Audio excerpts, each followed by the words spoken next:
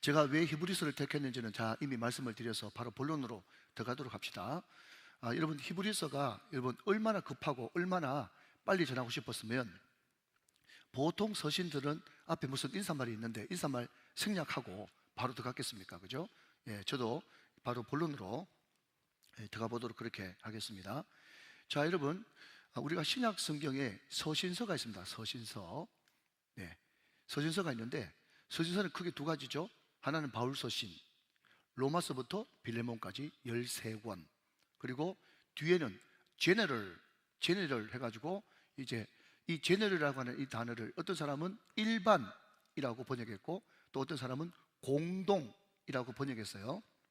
그러니까 일반 서신 따로 있고 공동 서신 따로 있는 게 아니라 제너럴이라고 하는 말을 어떤 사람은 일반, 어떤 사람은 공동으로 번역했기 때문에 같은 말. 제가 늘 말씀드립니다. 뭐라고요? 찰떡과 인절미는 같은 말. 바란 광야, 가데스 바네아 같은 지역. 그래서 이것을 좀 헷갈리면 안 됩니다. 자, 다시 한번요. 요단 동편 해 뜨는 곳 같은 말. 요단 서편 해 지는 곳 대해 쪽 다 같은 말. 이해되시죠? 자, 이런 것들이 여러분 성경에 많이 있기 때문에 제가 잔소리처럼 계속 100번, 200번 반복해야 이제 개념이 이제 잡히게 되는 겁니다. 자, 일반 서신 혹은 공동 서신이 총 7권. 뭡니까? 야고보서, 베드로 전후, 요한 1, 2, 3, 유다서. 이렇게 있는 겁니다. 맞죠? 그죠? 네. 그렇게 있는 거예요. 자, 그런데 여러분 중간에 하나가 딱 끼었거든요. 그게 뭡니까? 그게 히브리서입니다. 히브리서는 여러분 어떤 학자들에 의해서는 바울이 쓴 거다.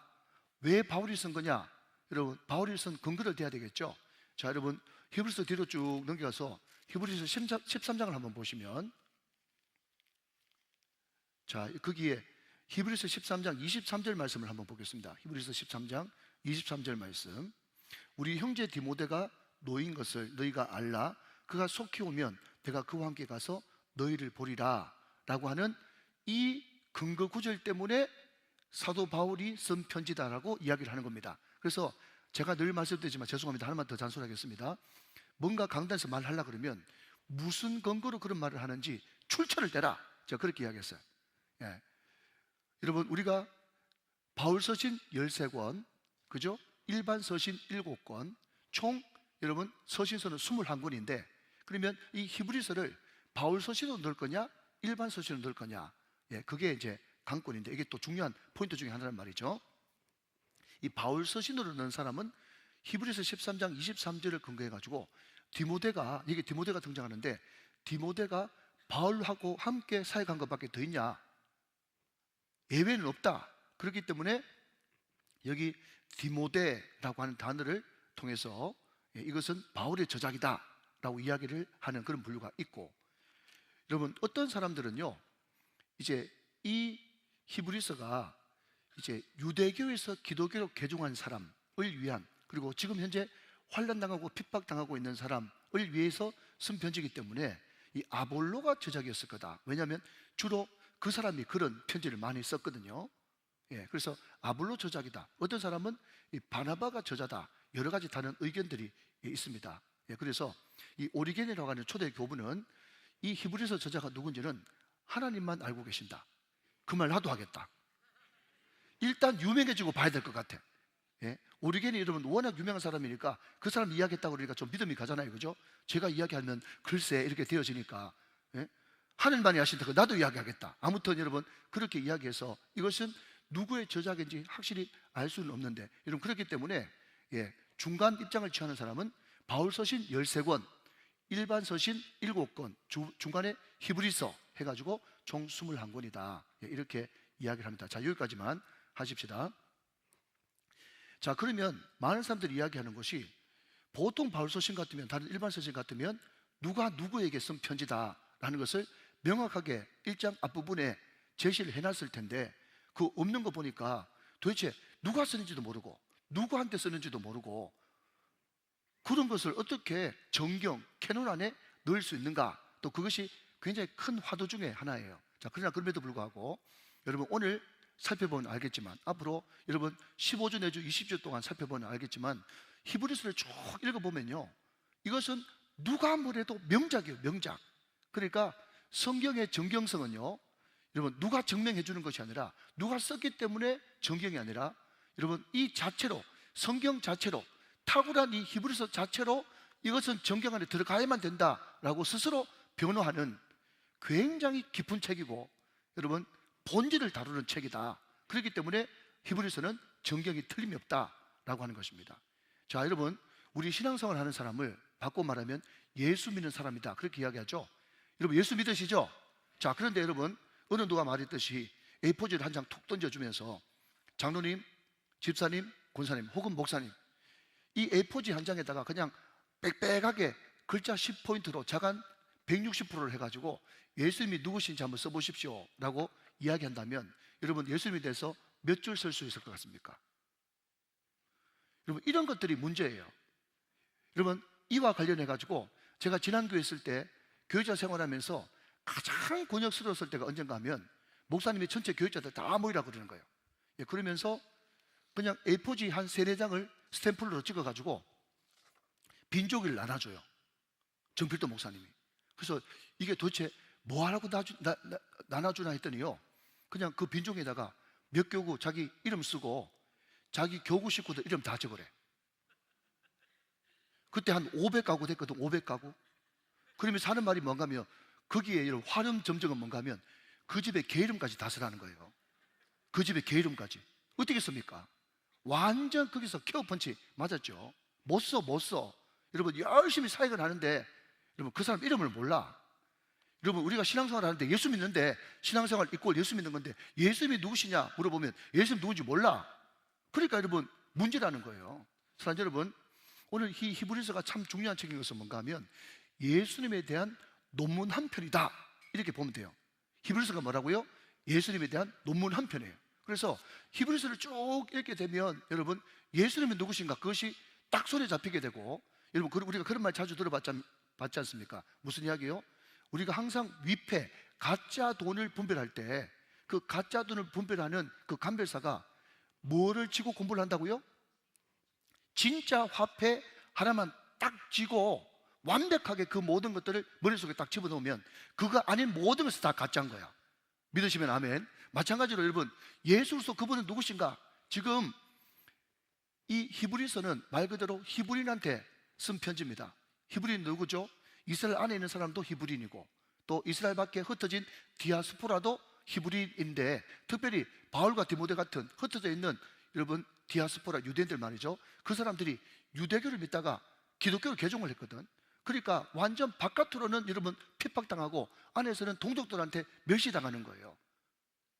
여러분 이 사람들은 전통적으로 여러분 눈에 보이는 할례, 안식일 이런 것을 여러분 지키면서 평생 살았기 때문에, 여러분 할례가 몸에 고통을 주는 거지만 할례 얼마나 확실합니까? 몸에 표시를 내버리니까. 여러분 안식일 지키는 거 얼마나 확실합니까? 너무너무 눈에 보이는 확실한 거예요. 그런데 여러분 유대교에서 기독교로 개종하니까 눈에 보이는 것은 아무렇지 않게 하찮게 여기고 눈에 보이지 않는 것이 더 중요하다 그러면서 믿음, 사랑, 소망 이런 것들을 막 강조하거든요. 믿음 있긴 있는데 믿음을 바깥으로 보여줄 수 있는 것은 순교밖에 없고 믿음을 어떻게 보여주겠어요? 그러니까 바깥으로는 여러분 핍박 오지, 안으로는 여러분 조롱받고 손가락 받지. 그러니까 이때 흔들흔들 하면서 그냥 다시 돌아갈까? 뭐로? 옛날 유대교로 돌아갈까? 그냥 다시 빠꾸 할까? 이런 사람들이 많았단 말이죠. 그래서 히브리서 성경 보면 어떤 말이 있습니까? 뒤로 물러가는 자는, 침륜에 빠지는 자는 멸망을 받을 것이라 라고 이야기하면서, 자 여러분 히브리서에서 가장 유명한 것이 뭐라고요? 믿음장. 히브리서 11장 믿음의 전당, 믿음장이 있다는 것은 무엇을 이야기하는 겁니까? 믿음이 어떻게 하고 있다고? 지금 흔들리고 있다. 믿음이 요동치고 있다. 그렇기 때문에 믿음장을 여러분 이야기하면서 믿음으로 계속 믿음의 선진들을 이야기를 하면서, 너희들은 결단코 흔들리면 안 된다. 이 예수 붙들고 있어야 된다. 너희들이 믿음이 흔들리지 않기 위해서는 이 예수, 진패 되시는 이 예수를 확실하게 붙들고 있으면 네 모든 의심과 염려와 공포와 두려움 이런 것들이 다 사라지고 다시 한번 회복되어지고 새롭게 되는 역사가 일어난다. 예수밖에 없다. 예수밖에 없다. 그분은 흔들 수 있는 깃발이요, 우리가 영원히 부를 노래요, 우리 변하지 않는 신념이요, 우리가 평생 따라갈 지도자요, 영원한 친구 되시는 그분만을 붙들어야 된다. 할렐루야.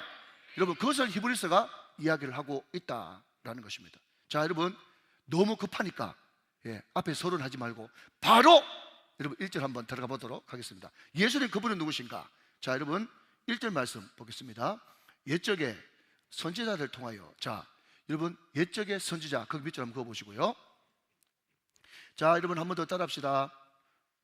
모세와 선지자와 시. 시작. 모세와 선지자와 시. 뭐라 그랬습니까? 그게 구약이다 그랬죠. 자, 그래서 여러분 이 마태복음 22장 37절로 40절 말씀에 모세와 선지자들의 강령이니라. 모세 선지자 구약, 여기 옛적의 구약, 선지자 구약. 이해되시면 아멘. 자, 옛적의 선지자를 통하여 여러 부분과 여러 모양으로 우리 조상들에게 말씀하신 하나님. 밑줄 그으십시오. 말씀하신 하나님. 예수 그리스도 그분은 누구신가? 그분은 말씀하시는 하나님입니다. 말씀하시는 하나님. 자, 여러분 들어보십시오. 여러분 그리스 로마 신화 그런 거 보면요, 다 신은 신인데 사람하고 비슷하죠. 그런데 그 내용을 읽어보면 어떤 사람들이 또 어떤 갈구하는 구도자가 신한테 찾아가가지고 당신이 어떻게 이런 능력을 가지게 되었습니까? 물어보면요, 그 신들이 뭐라고 얘기하는가 하면 안 가르쳐주지. 안 가르쳐줘. 왜 안 가르쳐주는지 아세요? 여러분 가르쳐주면은 청기누설이거든.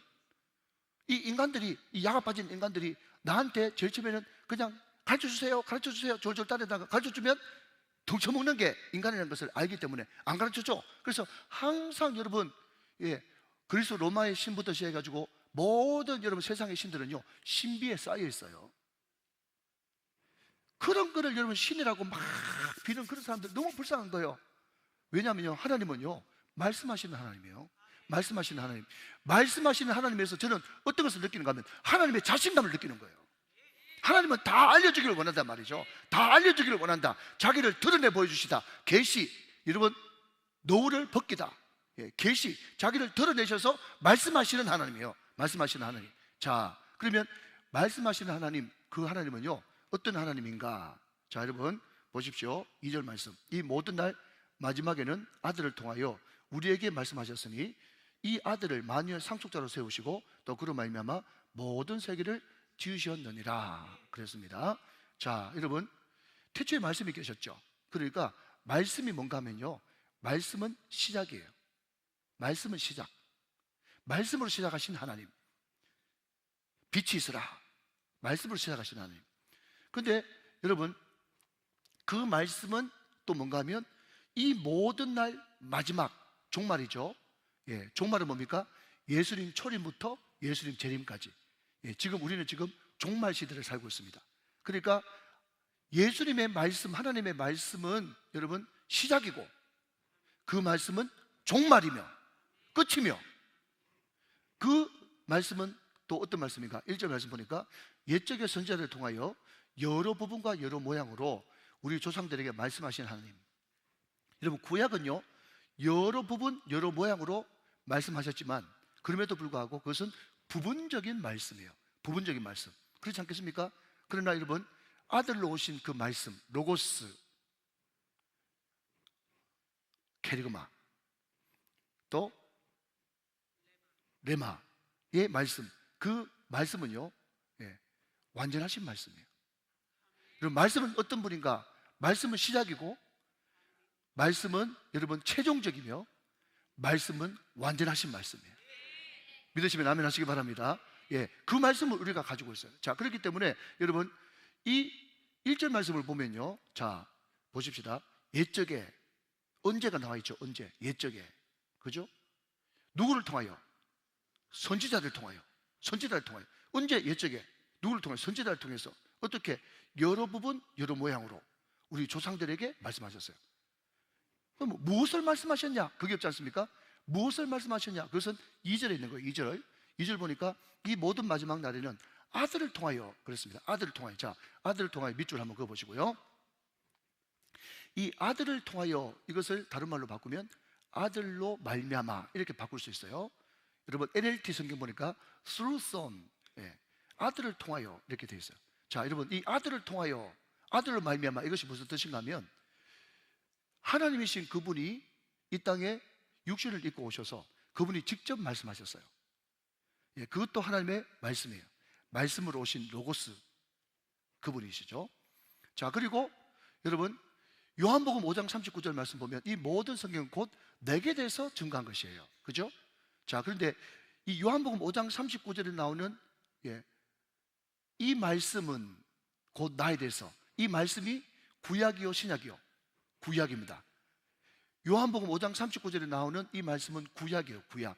그러니까 구약도 누구에 대해서? 아들에 대해서 이야기한 거고요. 그리고 아들로 말미암아 제자로 세워지고, 제자는 배우는 사람, 사도는 파송된 사람, 그 제자이자 사도를 통해서 기록된 말씀, 그게 뭐죠? 신약이죠. 신약. 그러니까 여러분 구약의 아들에 관해서 말씀하신 구약, 예수님이 직접 하신 말씀 복음서, 그리고 예수님이 제자로 삼으시고 사도로 보내신 그 사도들을 통해서 기록된 신약 성경, 그것을 통해서 여러분 나타나신 말씀이신 예수 그리스도. 그러니까 여러분 제가 어렵게 이야기했지만 쉬운 거예요. 무슨 이야기입니까?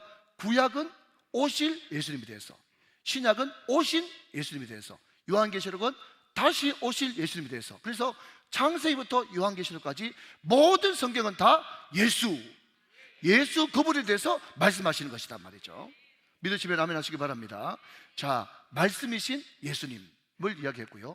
자, 그러면 여러분 이 예수를 우리가 믿을 때 왜 우리가 회복되고 우리가 두렵지 않고 염려하지 않고 걱정하지 않고 여러분 그 환난과 핍박을 잘 견딜 수 있는가 하면요, 자, 지금부터 시작되어집니다. 자, 2절 말씀 잘 보시고요. 여러분 저도 그렇고 여러분도 그렇고 가능하면 1절, 2절, 3절 말씀을 그냥 통째로 외웁시다. 왜냐하면 예수님은 누구신가를 캐리그마 선포한 것이 1절, 2절, 3절이거든요. 여러분 혹시 병상에 있는 분들, 여러분 수술 앞두고 있는 분들, 지금 이런저런 염려 걱정에 있는 분들 1절부터 3절까지 이 말씀을 여러분 외워서 암송해서 선포하시면요, 여러분 기적이 일어나고 병마가 떠나가고 여러분 두려움이 극복되어지는 그런 역사가 일어날 줄 믿습니다. 왜냐하면 예수 그분이시거든요. 자, 예수 그분은 누구신가? 자, 첫째로 2절 말씀, 이 모든 날 마지막에는 아들을 통하여 우리에게 말씀하셨으니, 자, 그 다음 이 아들을, 예수를 만유의 상속자로 세우시고 또 그로 말미암아 모든 세계를 지으셨느니라. 할렐루야. 예수 그분은 누구신가? 예수 그분은 창조주시다. 창조주. 여러분 예수님 그분은 창조주십니다. 그분이 하나님과 더불어서 성령님과 더불어서 삼위 하나님께서 여러분 영원 전부터 같이 계시면서 태초에라고 하면서 시간을 찍으시고 여러분 우주 모든 만물을 만드실 때 창조자로 같이 계셨기 때문에 그분은 창조주시면서, 그렇기 때문에 창조주시기 때문에 아들로서 상속받을 수 있는 상속자란 말이죠. 이해가 되십니까? 예, 여러분 그래서 이것을 풀이하는 것도 좋지만 1절부터 3절까지 통으로 한번 암송을 해보십시다.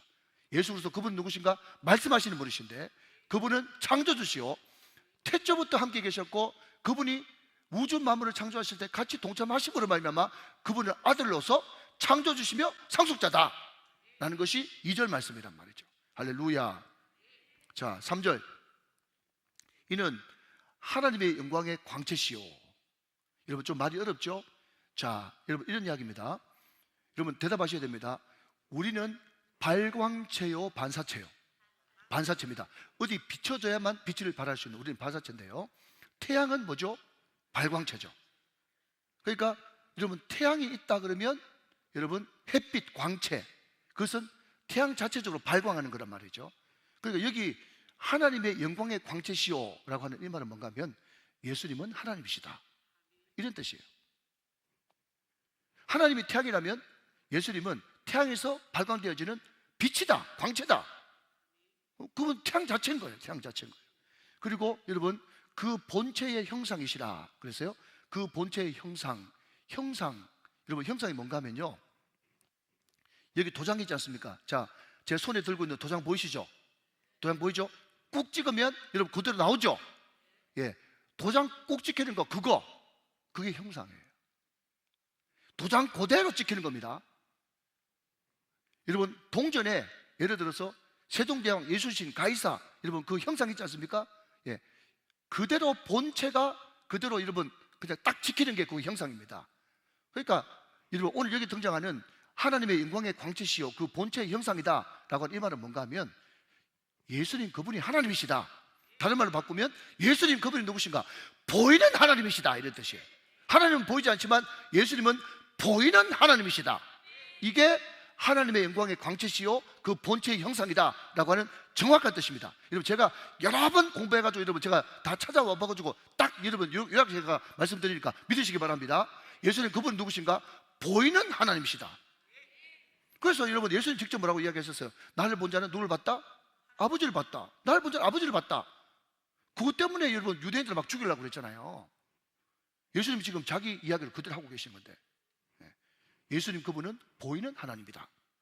하나님은 눈에 보이지 않겠지만 하나님은 영이시니, 하나님 영이기 때문에 보이지 않지만 보이는 하나님 그분이 누구가? 예수님이다. 그런데 중요한 것은 우리가 예수님 그러면 자꾸 잘생긴 액자를 생각해요. 그게 문제예요. 분명히 예수님께서 여도 굴이 있고 공중이 나는 새도 깃들둥지가 있는데 인자는 머리 들 곳도 없다 하면서 그냥 머리도 안 감고 몇 날 며칠 동안 떡져가지고 막 이게 막 흙바람 막 부는데 거기 다녔을 텐데, 우리가 이 예수라고 하는 영화 그런 데 나오는 그 예수님은 언제 트리트먼트를 하셨는지, 그렇게 잘생긴 그 예수님 뭔지, 그냥 배꼽같이 하얀 그 옷은 뭔지, 그런 걸 보면서 내가 좀 영화 감독을 하고 싶어. 이거 아닌데 분명히 이사야에서는요 흠말만 아름다운 것이 없다 그랬거든요. 예수님 실질적으로는요 못생겼어요. 또 안 믿는다 보니까 지금 아예 지금 형상이 지금 그냥 보이는 게 막 딱 이제 머리에 박혔네. 우리 예수님은요 머리가 그렇게 여러분 트리트먼트한 그런 머리가 아니에요. 수염 이렇게 간지러니 해가지고 다듬은 그런 수염이 아니고요, 하얀 그렇게 여러분 빨래가지고 그런 여러분 옷이 아닙니다. 그렇게 하니까 자꾸 여러분 교회에서도 그냥 때 안 묻히고 그냥 막 반질반질 해가지고 그렇게만 다니려고 그러지. 자, 이건 빈말이고 아무튼 이제 보이는 하나님임에도 불구하고 잘못된 역사적 고증은 우리를 오해시키는데 참 큰 역할을 한다. 제가 그 이야기를 하는 겁니다. 여러분, 베드로가 천국 열쇠 가졌다, 이것도 다 여러분 그 캐톨릭에서 만든 그냥 엉뚱한 그림이거든요. 거기서 여러분 잘못 굳어가지고 그렇게 박힌 것 아닙니까? 뭐 천국 뭐 베드로 지킨다 하고 뭐 이런 것들 다 여러분 캐톨릭에서 나온 엉뚱한 성경 해석을 여러분 형상화시켜가지고 다 그 진짜 줄 믿고 있는 거예요. 제가 계속 교정시켜 드릴 테니까 너무 염려하지 마시고 그냥 따라오시면 돼요. 자, 중요한 것은 예수님 그분은 누구신가? 말씀하시는 하나님이시다. 예수님 그분은 누구신가? 그분은 여러분 창조 때 동참하신 창조주시며 그분은 창조 때 동참하신 분이기 때문에 하나님의 아들로서 상속자시다. 그분은 보이는 하나님, 하나님의 영광의 광채시요 그 본체의 형상, 보이는 하나님이다. 그분은 하나님이시다. 그 이야기를 하고 있습니다. 자, 계속 읽어보겠습니다. 3절 계속하고 있습니다. 그의 능력의 말씀으로 만물을 붙드시며, 자, 여러분 확실하게 믿으십시오. 하나님은 교회 안에서만 다스리신 분이 아니고요, 직장도 다스리십니다. 여러분 가정도 다스리십니다. 여러분 회사도 다스리십니다. 모든 것을 붙들고 계셔가지고 여러분 비 오고 눈 오고 여러분 쓰나미 일어나고 이 모든 것들을 말씀으로 붙들고 계셔가지고 여러분 한 번씩 정신 차리기 위해서 여러분 들었다 놨다 하면서 여러분 지진도 일으키고 쓰나미도 불게 하시지만 여러분 영 멸망시키지 않고 붙들고 계시는 분은 하나님이십니다. 그분은 섭리자요 주관자시단 말이죠. 여러분 이것을 확실하게 믿어야 되는 거예요. 자, 여러분 이것을 믿는다면 우리 사랑하는 이동훈 목사님이 자주 이야기했던 것처럼 그분은 여러분 참 부러운 게 밤중에 여러분 새벽 3시 4시 내가 일어나도 발음 정확하대요. 난 그런 사람 제일 싫어. 서울 사람이 돼가지고 그냥 새벽 3시 4시 돼가지고 전화 받아도 여보세요? 하면서 이렇게 발음이 정확하단 말이죠. 근데 저는 막 새벽에 일어나면 이게 뭐 무슨 말인지 몰라가지고 설교할 때도 여러분 어떨 때는 막 너무 말씀 전하고 싶은 내용이 많은데 가슴은 뜨거운데 발음이 잘 안 될 때는 막 이런 말로 대신하는 거예요. 아무튼 할렐루야.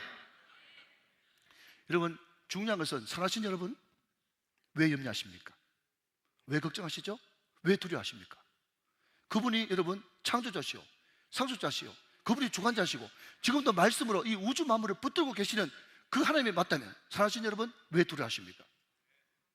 지금 여러분 히브리서 이 수신자들은요 지금 두려워하고 있어요. 그러니까 이런 예수님이라는 걸 너희들이 안다면 두려워할 필요가 전혀 없다. 지금 그 이야기를 하고 있는 것이죠. 여러분 그뿐입니까? 더 기가 막힌 말씀은 3절 하반절입니다. 죄를 정결하게 하는 일을 하시고, 여러분 죄를 정결하게 하는 일 뭐죠? 그분은 죄의 문제를 해결하시는 그분은 구세주시다.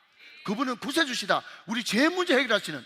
여러분 오늘도 민수기 읽어보셨죠? 민수기에 여러분 내게 계속해서 나는 너희를 거룩하게 하는 여호와니라, 나는 너희를 거룩하게 하는 여호와니라. 계속해서 하나님은 거룩을 원하셨어요. 구별되기를 원하신단 말이죠. 그런데 그 거룩을 여러분 우리 힘으로, 우리 노력으로, 여러분 우리 애씀으로 되는 것이 아니라, 힘으로도 안 되고 노력으로도 안 되지만 여러분 그리스도의 십자가의 피로 되는 줄로 믿으시기 바랍니다. 그분의 피로 우리의 모든 죄를 용서하시고 깨끗하게 하시는 거룩의 원동력, 그분의 피, 십자가의 보혈의 피, 그분은 우리의 죄를 정결하게 하시는 분이십니다.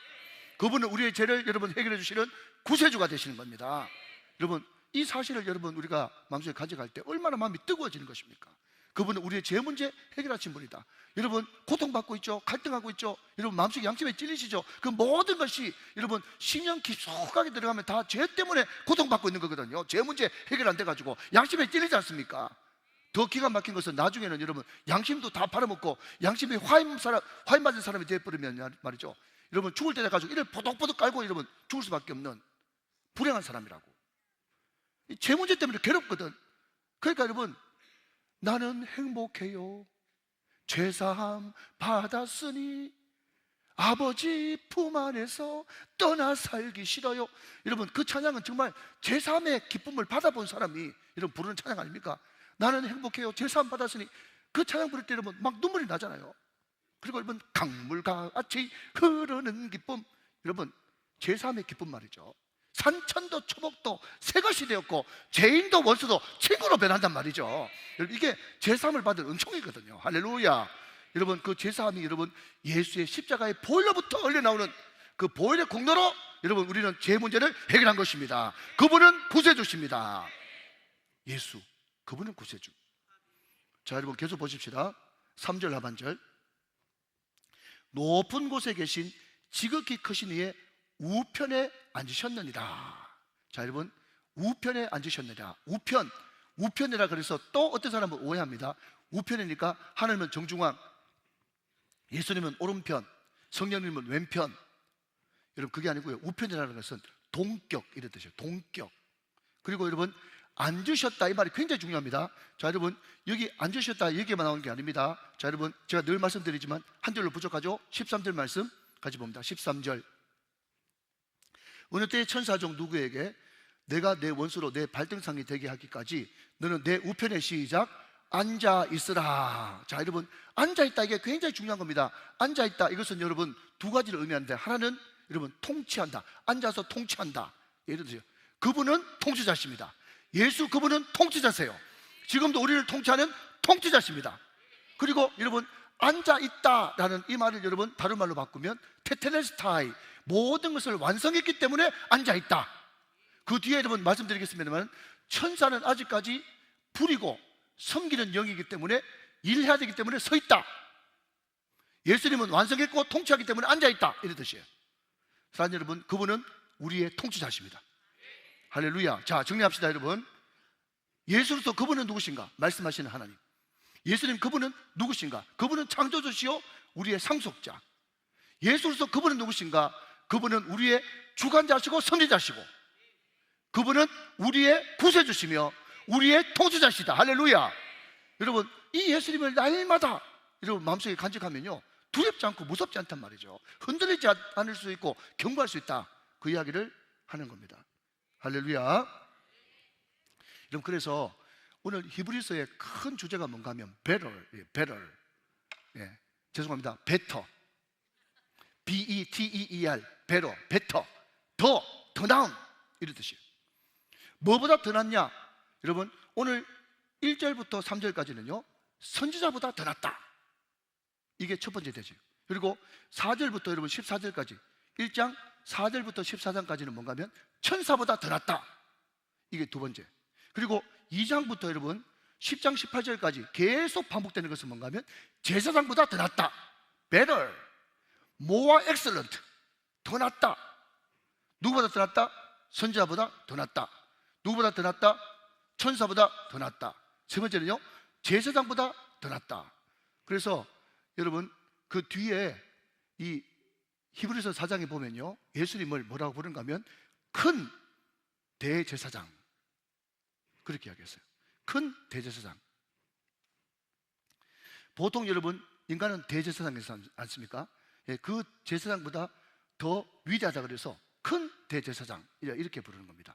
자, 그래서 여러분 이 히브리서는 짧게 이야기하자면 선자보다 더 나으신 예수님, 천사보다 더 나으신 예수님, 제사장보다 더 나으신 예수님, 이것을 1장부터 10장 18절까지 기록하고 있고 10장 19절부터 13장까지는 그러면 이런 예수님을 믿는 너희는 어떻게 믿음으로 살 것인가? 그것이 10장 19절부터 13장까지 쭉 기록되어 있는 거예요. 별로 어렵지 않습니다.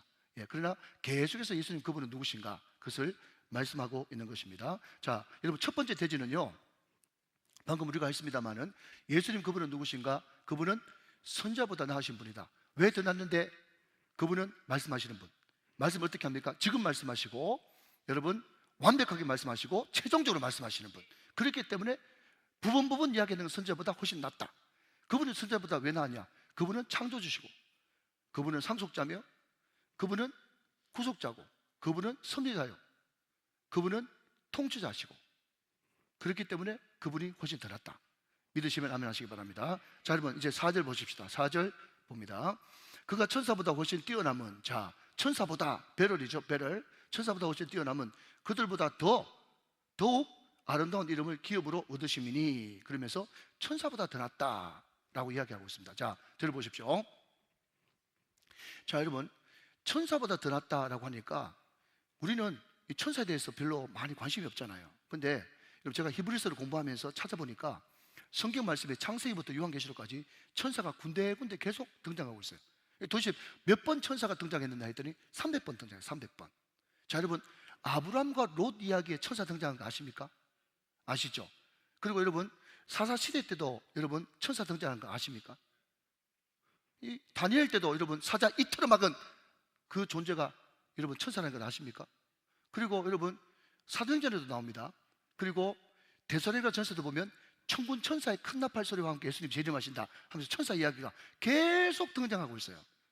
그런데 우리는 여러분 선한 천사에 대해서는 별로 여러분 잘 알지 못합니다. 여러분 제가 천사라는 말을 한문성에서 찾아보니 하늘 천자에 불일사자들, 불일사.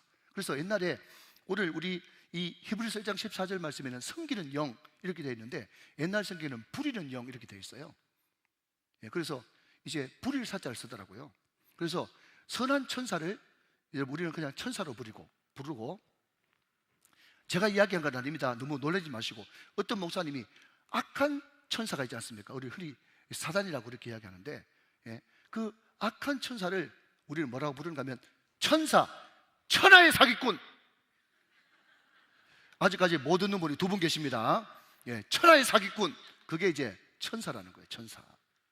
그래서 악한 여러분 천사 마귀에 대해서는 우리가 그게 많이 알고 있는데 여러분 선한 천사는 우리가 잘 알지 못합니다. 자, 그러면 우리가 이런 생각하지 않습니까?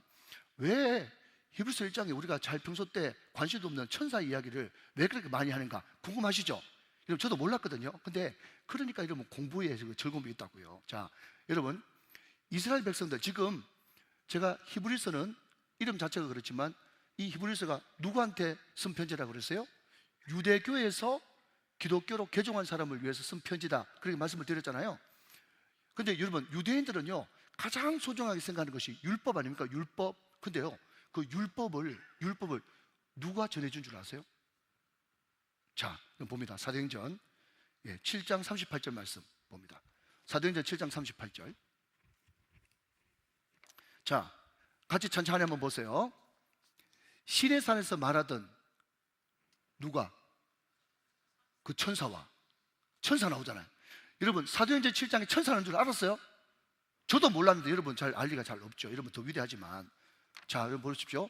시내산에서 말하던 그 천사와 우리 조상들과 함께 광야교회에 있었고 또 살아있는 말씀을 받아 우리에게 주던 자가 이 사람이다 그렇게 이야기하면서 여러분 여기 말씀을 율법을 전해준 그 매개체가 천사.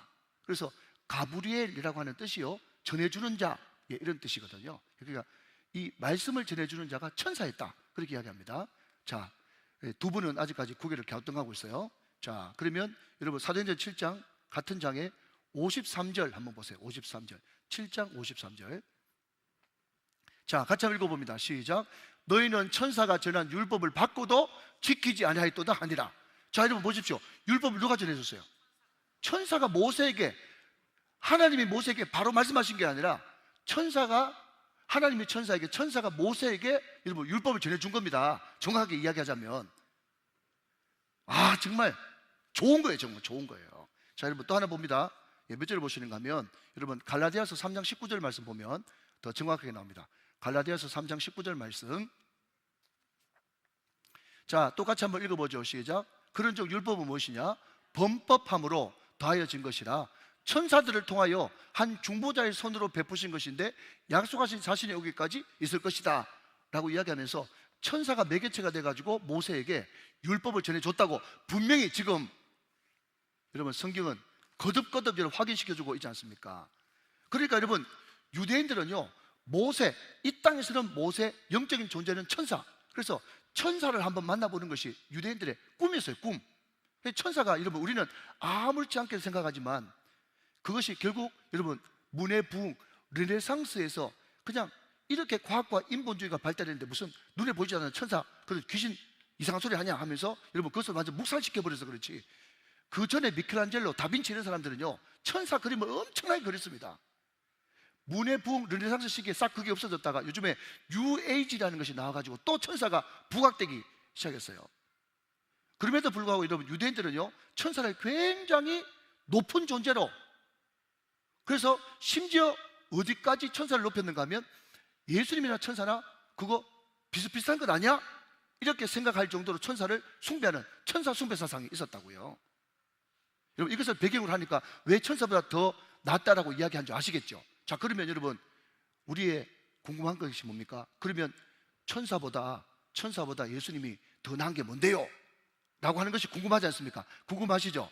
자, 여러분 좀 한번 살펴보고 이제 말씀을 맺어보도록 그렇게 하겠습니다. 자, 먼저 천사에 대해서 한번 알아봅시다. 자, 6절 봅니다. 6절.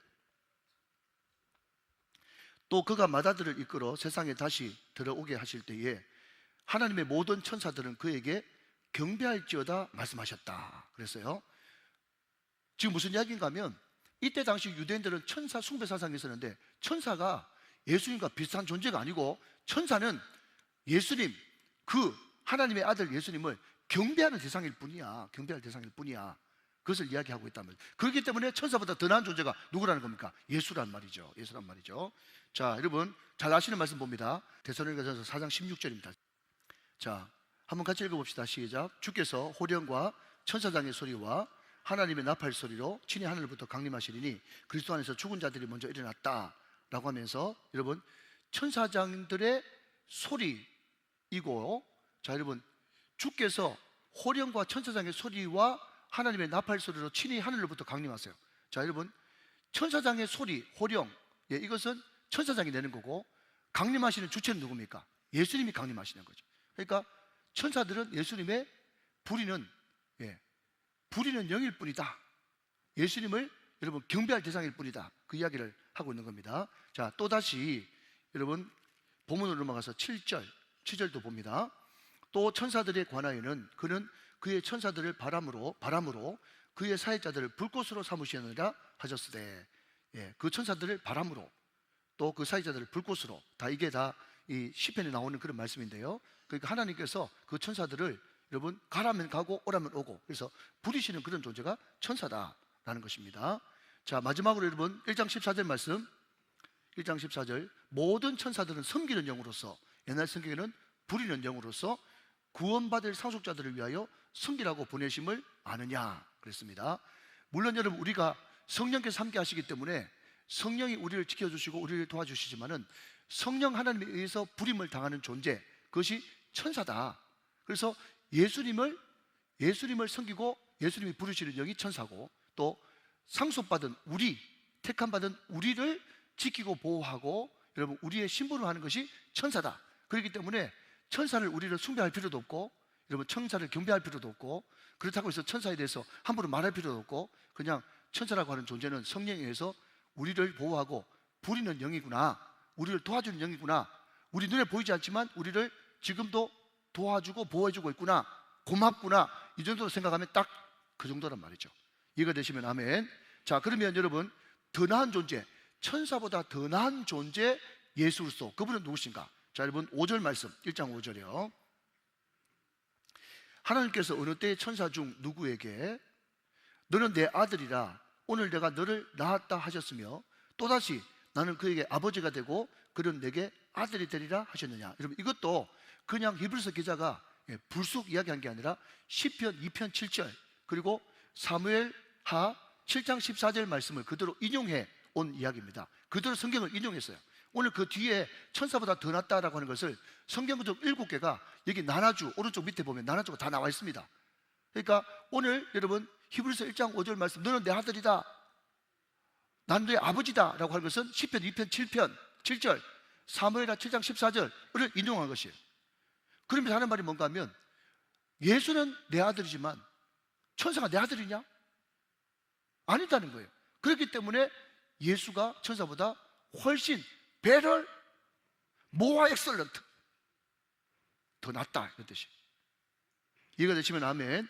자, 여러분 거듭 말씀드리지만 2절 말씀 또 보면 2절 말씀, 이 모든 날 마지막에는 아들을 통하여 우리에게 말씀하셨으니 이 아들을 만유의 상속자로 세우시고 또 그로 말미암아 모든 세계를 지으셨느니라. 무슨 말입니까?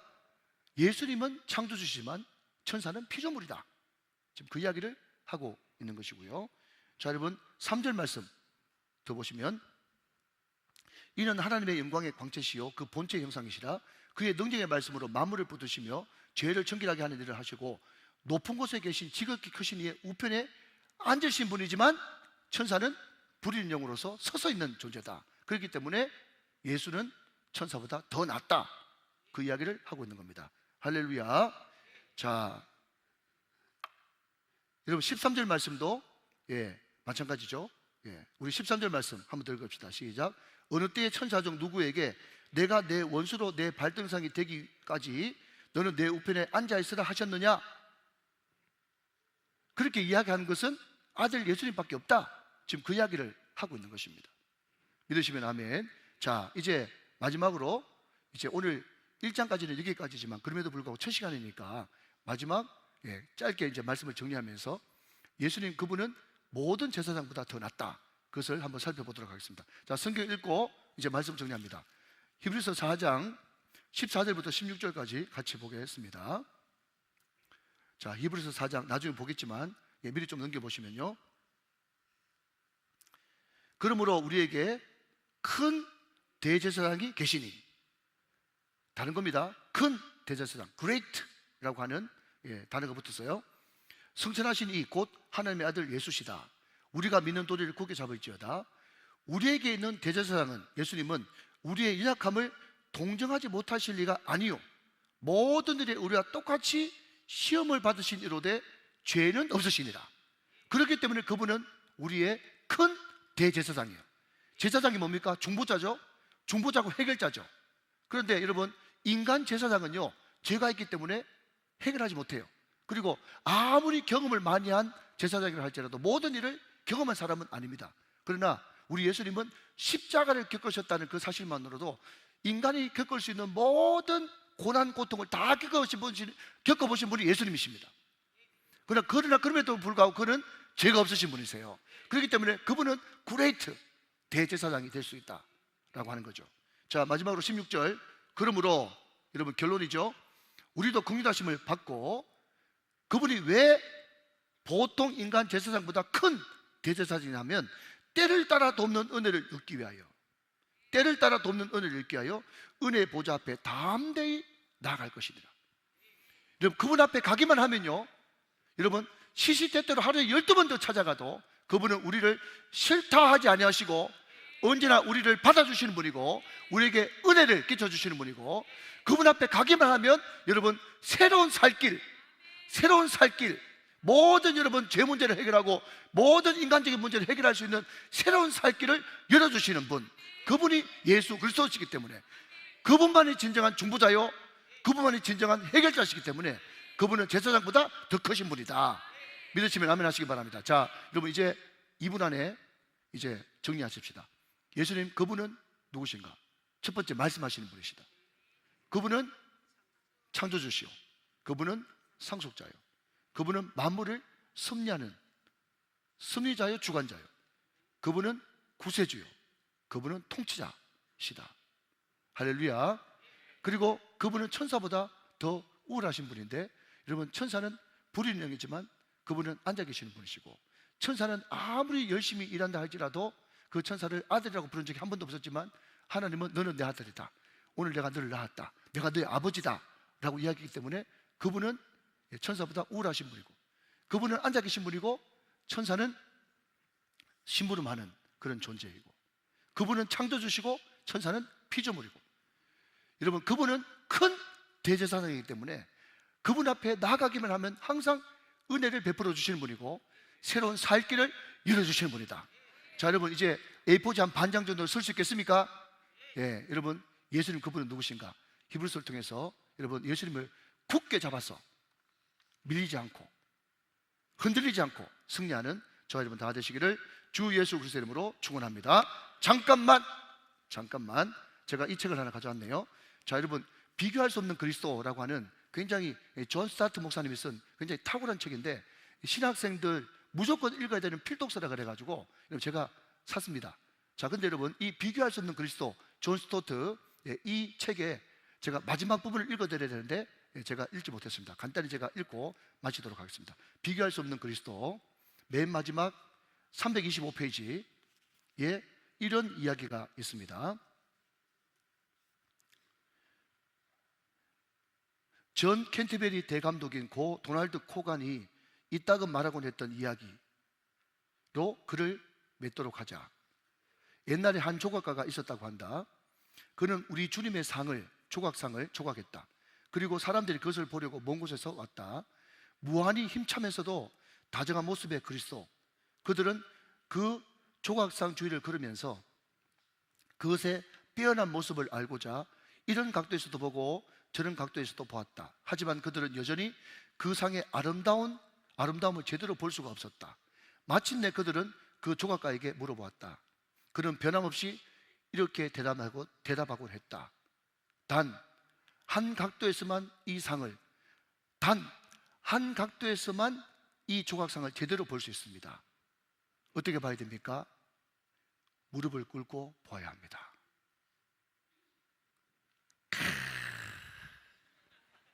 좋다, 좋아? 네? 이런 게 명제인 거예요. 이런 게 명제. 네? 여러분, 예수 그리스도 그분, 우리가 백날 여러분 창조주, 섭리자 백날 이야기해봤자, 여러분, 우리가 진정으로 그분 앞에 무릎 꿇기 전에는 그것이 아무 소용없다는 거예요. 예수 그분이 여러분 먼 곳에서 봤어도 영화롭고 가까이 봤어도 흠모되어지는데, 그 예수님을 진정으로 보려고 그러면 어떻게 봐야 됩니까?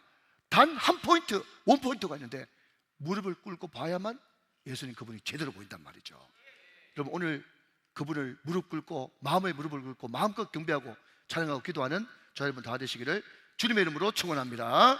축복합니다. 축원합니다.